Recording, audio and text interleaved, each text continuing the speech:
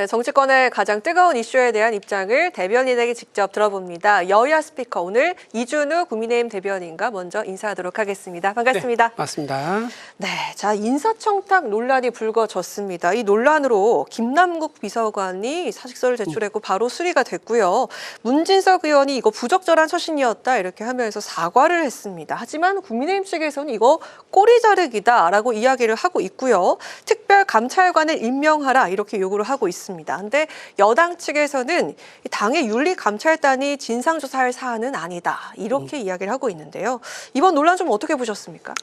일단 윤리감찰단에서 지금 8일 정도 지났습니다. 정청래 당대표가 윤리감찰단에 이 사안이 보도되자마자 2시간 만에 바로 윤리감찰단에서 조사하라고 했는데 그게 8일 정도 지났습니다.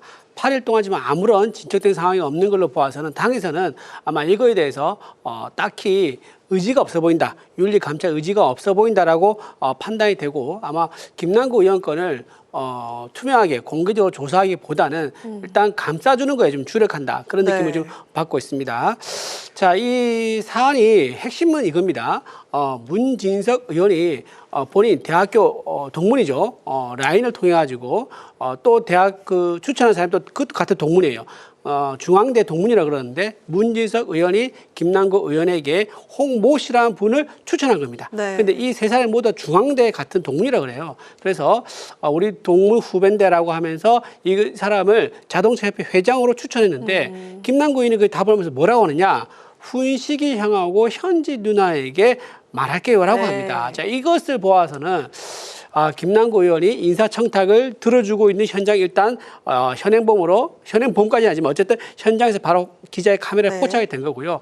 여전히 김현지 부속실장이 자리만 총무비서관에서 부속실장을 옮겼을 뿐 여전히 인사 관련돼 가지고 아주 핵심적인 역할을 하고 있는 게 아닌가라는 생각이 좀 들어서 이거는 김현지 부속실장이 지난번에 국정감사 증인도 안 나왔지 않습니까?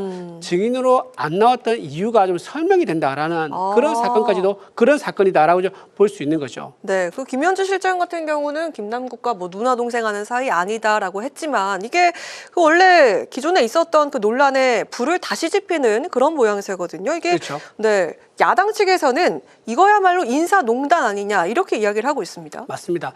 우원식 정무수석이 뭐라고 했냐면요. 처음에 대통령실 꾸릴 때 김현지 총무비서관의 300여 명 정도의 행정관들 전부 다 인사했다라고 얘기했었어요. 그러니까 우원식 우상호죠. 죄송합니다. 우상호 정무수석이 그렇게 얘기했을 정도로 김현지 실장이 인사권이 막강했다는 거고요. 지난번에 강선우 여가부 장관 후보자 너무 잘 알지 않습니까? 그분에게 후보자 사퇴해라. 그 전화를 걸어서 알린 사람이 바로 김현지 비서관이라는 거예요.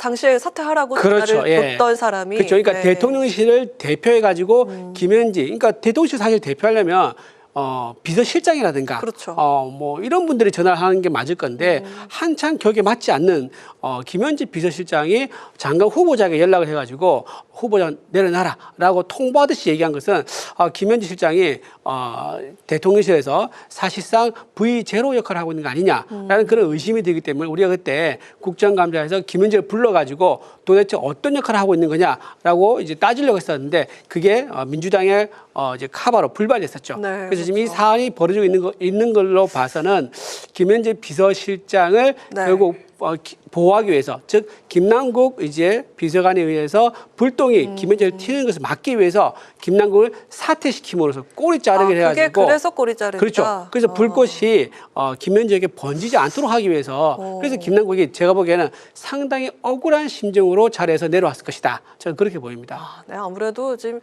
김현지 실장 실세설이 다시 돌고 있는데 이 논란을 좀 피하기는 어렵지 않을까라는 그런 생각이 들고요. 자, 그리고 국민의힘 측 그 현안으로 다시 넘어가서요. 국민의힘 측에서는 그 이재명 정권 6개월 평가 회의를 가졌었습니다. 이재명 정권 6개월은 한마디로 약탈과 파괴였다. 그리고 민생과 법치와 안보가 없다. 장동혁 대표가 했던 이 혹평이었습니다. 혹평이요. 한편 이 자리에서 또 계엄 사과를 요구하는 그런 다른 이견이 나오기도 했는데 좀 어떻게 생각하십니까? 지금 이재명 정권이 출범한 지 한 6개월 정도 지났습니다. 그런데 많은 국민들이 이게 6년처럼 느껴진다는 라고 얘기하시는 분들이 많아요. 그만큼 이 정부가 많은 일을 벌려가지고 피로감이 있다라는 얘기일 수 있는 거고, 도대체 무슨 일이 벌어지고 있을지 자세히 모르지만 뭔가 많은 일이 일어났다. 대략 이런 느낌을 좀 받고 계신 것 같습니다. 특히 이제 이재명 대통령 관련해서는 본인 관련된 재판과 본인의 재판, 요 두 가지에 많은 이제 국제 운영에 중심을 두어서 그것을 막기 위해서, 예를 들면 법 왜곡죄라든가 대법관 증언이라든가 또는 사심죄라든가 이제 이런 것을 자꾸 추진하니까 이재명 대통령이 민생과 경제를 돌보지 않고 본인 재판을 미루거나 뭉개는 이런 거에만 자꾸 신경 쓰니까 경제가 잘 될 리가 있느냐. 그러면서 실제로 지금 고물가, 고환율 시대에 살고 있으면서 부동산 값도 굉장히 오르고 있습니다. 고금리도 있고요. 자, 이렇게 경제와 민생이 많이 어려운 상황인데 여전히 대통령은 본인 관련된 재판, 그리고 본인 재판, 그리고 또 하나 국민의힘을 내란몰이 해가지고 내년 지방선거에 몰두하고 있는 모습 보여주고 있어서 굉장히 국민의힘 입장에서는 좀 실망스러운 모습이다, 이렇게 말씀드립니다. 네, 이준우 국민의힘 대변인과 이야기를 나눠보고 있습니다. 오늘 이 여야 스피커 이 자리엔요, 김지호 더불어민주당 대변인도 함께하고 계시는데요. 네, 저희가 첫 번째 주제로서 이야기를 나눠봤던 게 그 인사청탁 논란이었습니다. 아무래도 그 김남국 비서관이 사직을 하고 문진석 의원이 사과를 했었죠. 근데 지금 국민의힘 측에서는 이게 꼬리 자르기다. 그리고 김현지 실장 이 논란 실세 아니냐. 이렇게 이야기를 하면서 다시 좀 논란이 재점화되고 있는 그런 상황인데 꼬리 자르기 쉽지 않을 것이다. 이렇게 이야기를 하더라고요.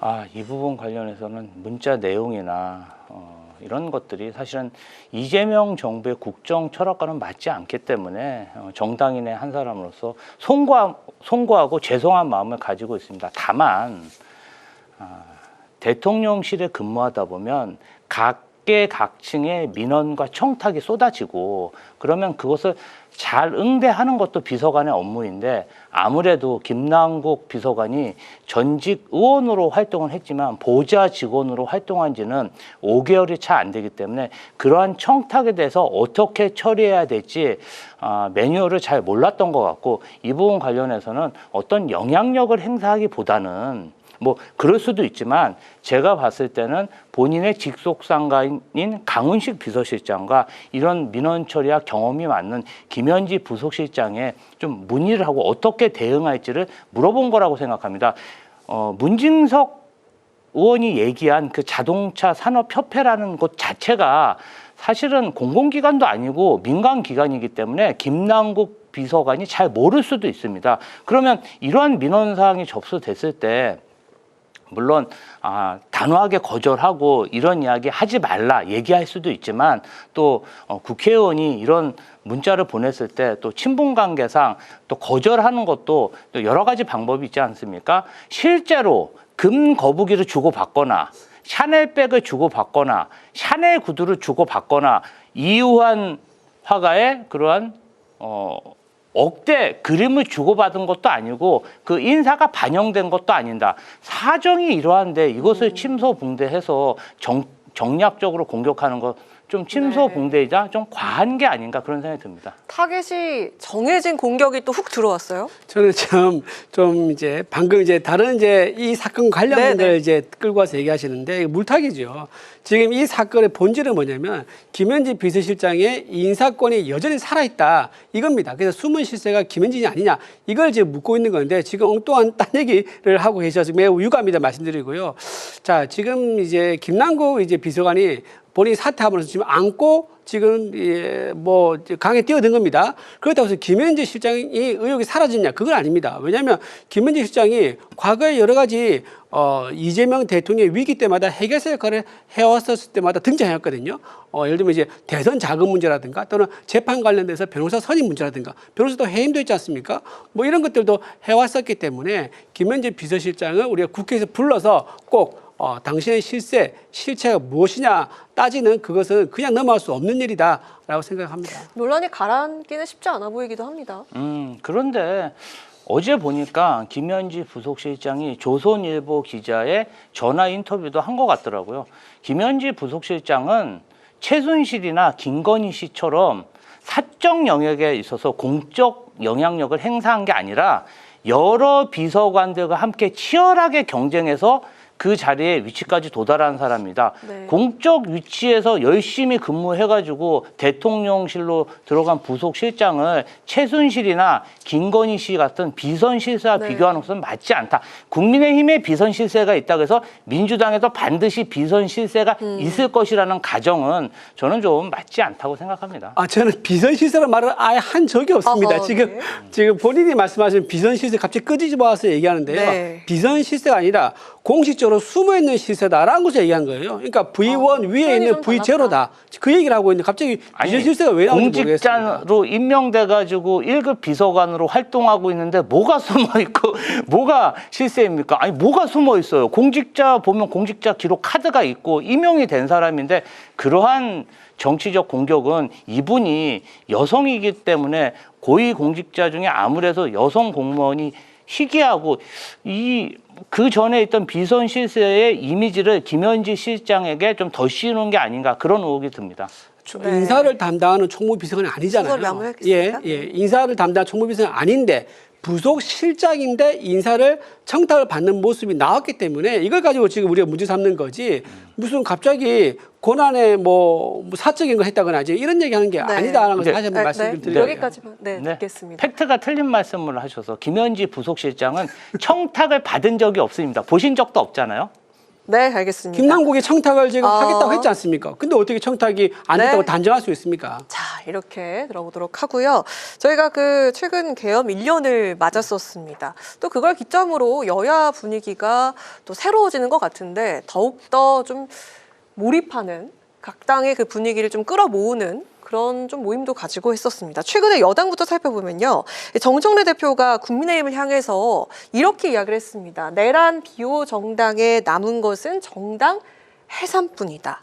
라고 이야기를 했는데요. 어떻게 생각하십니까? 일단은 국민의힘의 당대표인 장동혁 대표가 윤석열 전 대통령을 면회하고 우리는 황교안이다 규정 짓고 그리고 체제전쟁을 선포한 이후에 내란 잔당을 비호하는 듯한 그러한 발언들을 일삼고 있습니다. 여기에 불법 개헌과 내란에 대해서 전혀 반성하고 사과하지 않은 모습을 계속 보이기 때문에 사실은 이러한 상황 속에서 민주당으로서는 국민의힘이 또다시 내란이나 불법 계엄을 저지를 만한 그런 정치 지도자를 배출하면 안 된다. 그런 정치적 수사로 경고를 하고 있고요.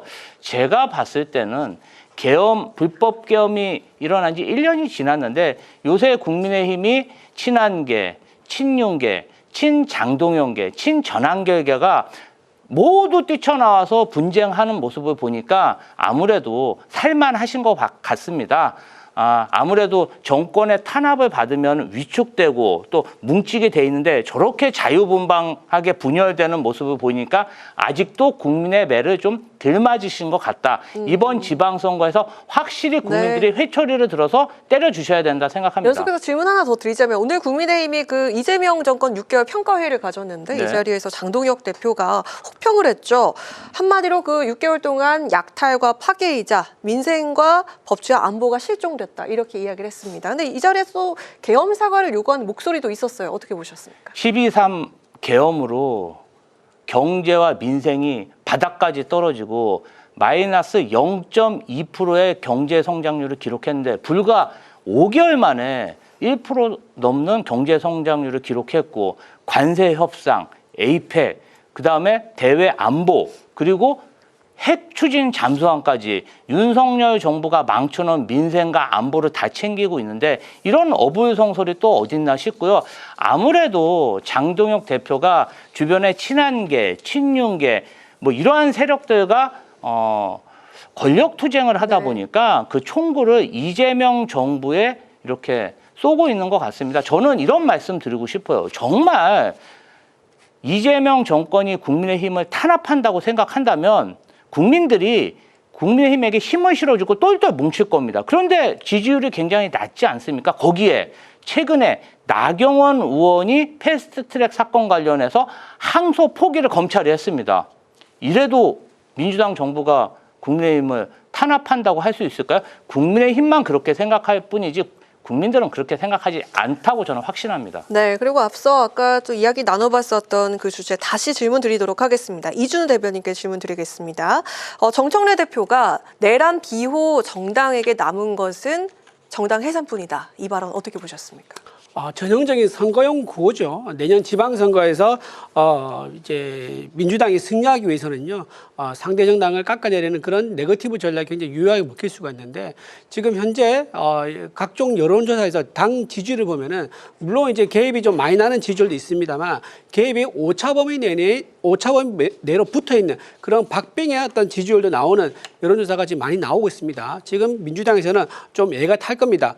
이렇게 공격을 하고 3특검이라는 전무후무한 집권 여당이 주도하는 특검까지 만들었음에도 불구하고 여론조사에서 확 벌어진 게 똑같이 나오지 않고 어떤 데서는 굉장히 박빙으로 붙어 있는 게 나오니까 불안한 거예요. 그러다 보니까는 내란 프레임을 내년 지방선까지 끌고 가기 위해서 이렇게 내란을 얘기하고 있는 거고, 아마 제가 보기에는 이재명 정권은요 5년 임기 내내 내란만 외치다가 아마 임기를 끝내려고 하는 게 아닌가 싶은 생각이 좀 들어서 굉장히 우려된다 말씀을 드리고요.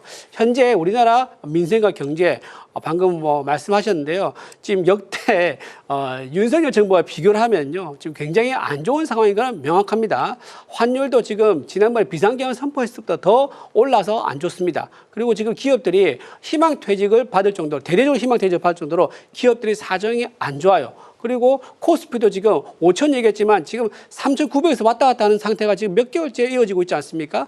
그런 상황이고, 부동산 값은 엄청 올라가지고 서민들이 내 집 마련의 꿈을 포기할 정도입니다. 실업률요, 청년 실업률이 평균 전체 실업률보다 2배나 높습니다. 이런 상황에서 마치 정부를 잘 운영하고 있는 것처럼 국민들을 호도하는 것은 국민들 보기엔 정말로 이해가 되지 않는, 혼자 이상한 나라에 살고 있는 정당이냐라고 오해할 수 있는 그런 말씀이라고 말씀 좀 드립니다. 네. 자, 다음 주엔요, 본회의장에서 직접 충돌이 벌어질 전망이죠. 정기국회가 끝나는 9일 그리고 10일부터 시작될 임시국회에서 사법개혁 법안을 놓고 또다시 필리버스터가 예상되는데요. 재석 60명을 채워야 하는 국회법 개정안이 실제로 적용이 될 수도 있습니다. 연말 정국 어떤 계획과 대응을 각각 준비하고 계신지 들어보도록 하겠습니다. 김조 대변인. 저희로서는 지금 조희대 사법부에서 지기현 내란 재판부가 재판을 하고 있는데, 이 부분과 관련해 가지고 그 김용현 피고인의 그 변호인들의 그 일탈 행위들, 그리고 윤석열 전 대통령의 그러한 그 궤변에 가까운 그러한 태도들을 보면서 많은 국민들이 제대로 재판을 하고 있나, 정말 재판 공개가 안 됐으면 이렇게 가족 오락관처럼 내란 잔당들이 반성하지 못하고 궤변을 들어놓고 제대로 단죄되지 않은 모습에 대해서 많은 국민들이 우려를 하고 있습니다. 그러면 1심은 그렇다 쳐도 2심부터는 뭔가 제대로 소송 지휘를 하면서 재판이 잘 끝나야 될 텐데, 이 부분 관련해서 국민들의 여망이 너무 높기 때문에 저희는 내란 전담 재판부를 이번에 공론화해서 꼭 통과시킬 계획이고요. 필리버스터 관련해서도 그렇습니다. 자당의 의원이 무제한 토론을 위해서 발언을 하는데, 그 소속된 정당에 있는 의원들이 2~3명뿐이 그 본회의에 없다면 이것은 굉장히 잘못된 거 아니겠습니까? 그래도 필리버스터의 의미는 토론의 의미가 있기 때문에 그래도 반수 이상은 들어가서 네. 토론을 경청하며 지지해 주는 게 맞다. 저는 이 법안 자체도 아주 한 목적성 있고 명분이 네. 있다고 생각합니다. 네, 알겠습니다. 네. 방금 이제 여러 말씀 중에서 계속 이제 반복하시는 게 뭐 내란 정당, 뭐 내란 얘기하시는데, 내란 확정되지 않은 내란을 가지고 내란이 마치 이미 대법원 판결 나온 것처럼 말씀하시는 거 매우 유감이고요. 호수에 비친 달을 쫓고 있는 모습을 보이는 것 같아서 매우 안타깝다 말씀을 좀 드립니다.